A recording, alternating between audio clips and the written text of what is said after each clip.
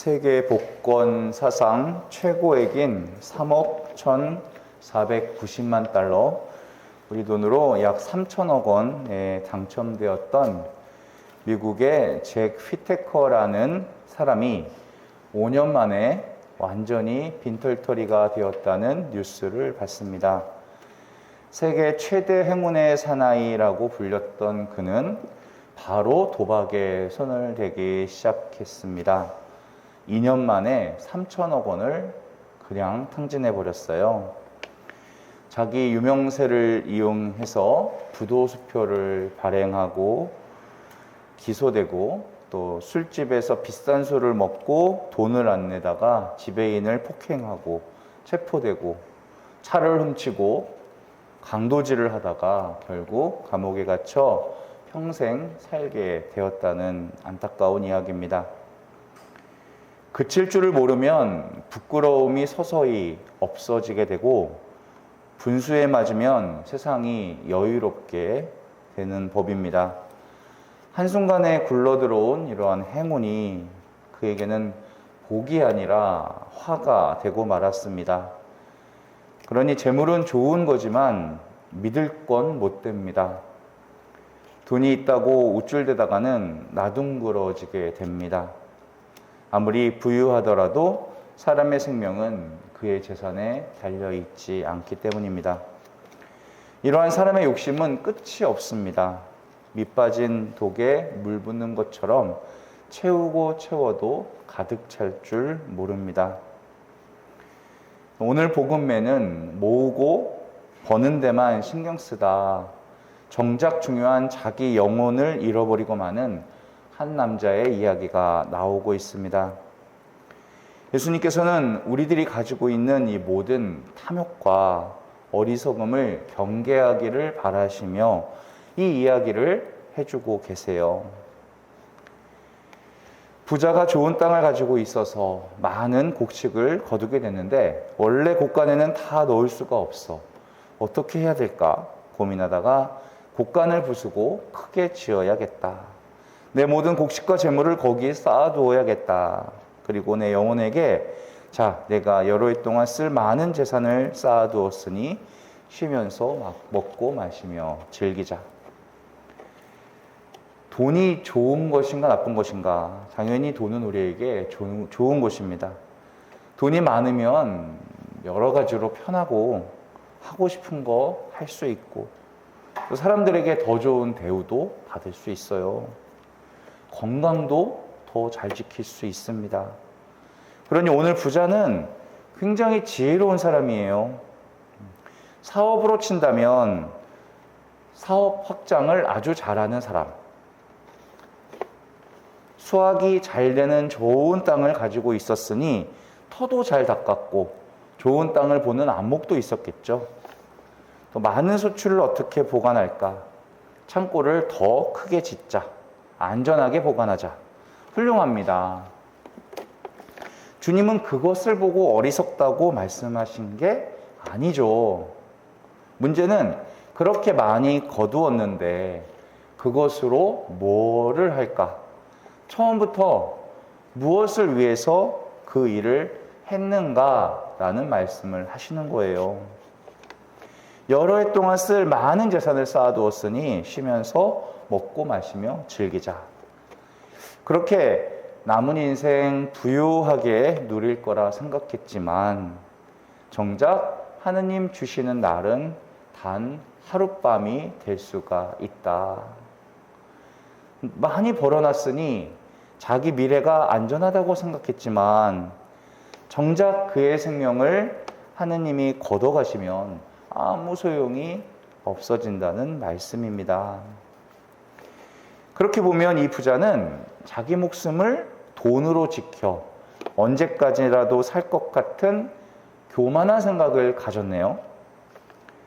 자기 영혼도 곡식처럼 내가 주관하고 내가 주인인 것처럼 생각했네요. 정작 그 많은 곡식을 허락해 주신 하느님은 한 번도 생각 안 하고 주변에 가난하고 어려운 사람들은 아예 생각도 못 했네요. 재물과 자기 안전에는 관심과 노력을 그렇게 기울이면서도 정작 그 모든 것을 허락하신 하느님을 기억하지 못하고 자기 영혼까지 자기가 책임질 수 있다고 생각한 어리석음입니다. 마침내 모든 것을 소유하고 지배하기보다 오히려 소유당하고 지배당하게 됩니다. 물질이 사람의 주인이 되어서 참으로 사람을 빈곤하게 만들게 됩니다. 우리가 편히 쉬고 맛있는 거 먹고 즐기고 사는 건 나쁜 건 아니죠. 쉴 수 있다면, 먹고 마시고 즐길 수 있다면 그건 좋은 거죠. 그런데 주님이 지적하고 계신 건 나만을 위해서 그렇게 하고 있다는 겁니다. 내 영혼, 내 곡식, 내 재물, 내 곡간, 이 부자에게 다른 사람은 존재하지 않았어요. 하느님도 존재하지 않고 오로지 자기만 존재하고 있었습니다. 그러면 그에게 허락해 주신 그 많은 것들이, 그 선물들이 오히려 독이 되어서 그를 힘들게 만들 겁니다. 하느님께서 생명을 주셨어요. 하느님께서 우리에게 가정도 주셨습니다. 젊은 날에 건강도 주셨어요. 또 재물도 주셨죠. 돈이 나쁘다거나 돈을 벌려 하는 노력이 잘못됐다는 게 아니라 그 돈으로 하여금 우리를 하느님을 잃어버리게 만들고 재물을 더 사랑하게 만든다면 그거는 모든 걸 다 잃어버리는 것과 똑같다. 결국 이 부자가 사업가로서는 훌륭하지만 그 인생에 대한 종합적인 평가가 어리석은 것이다.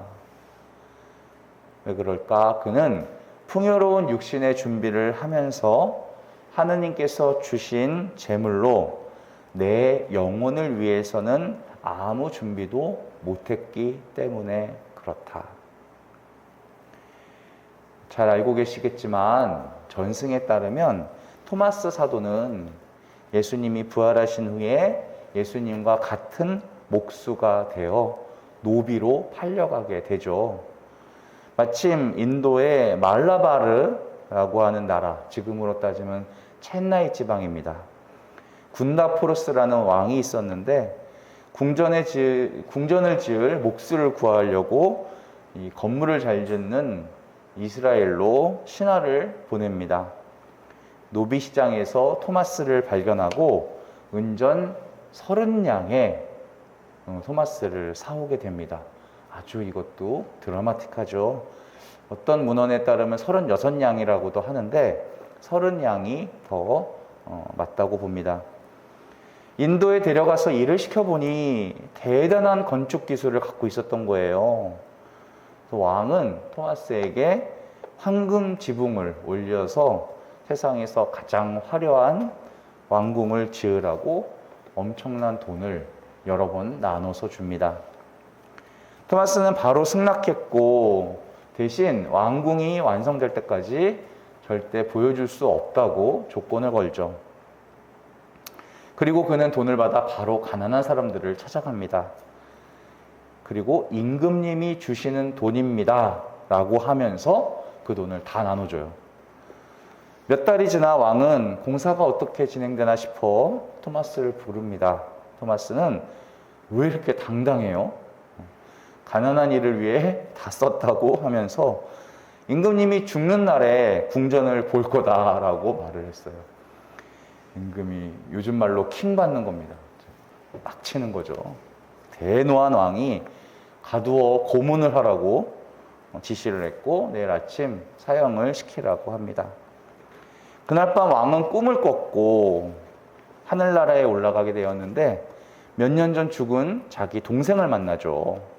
동생은 형을 엄청 반가워하면서 하늘에 새로 지어진 멋진 궁궐에 대해서 이야기를 합니다. 내가 저 궁궐에 들어가려고 했더니 천사들이 나는 저기 못 들어간다고 했다. 그래서 누가 들어갈 수 있냐고 했더니 저 궁전은 너의 형을 위해 토마스 사도가 지어놓은 것이니 너의 형만 들어갈 수 있다. 꿈에서 깨어난 왕은 토마스를 불러놓고 네가 믿는 하느님이 어떤 분이신지 말해보아라. 토마스는 예수님을 만나 함께했던 놀라운 일들을 조곤조곤 이야기해주고, 특히 왕은 너희 보물을 땅이 아닌 하늘에 쌓으라 라는 말씀에 큰 감명을 받았다고 합니다. 왕은 회개했고 인도 사람인데 세례를 받았어요.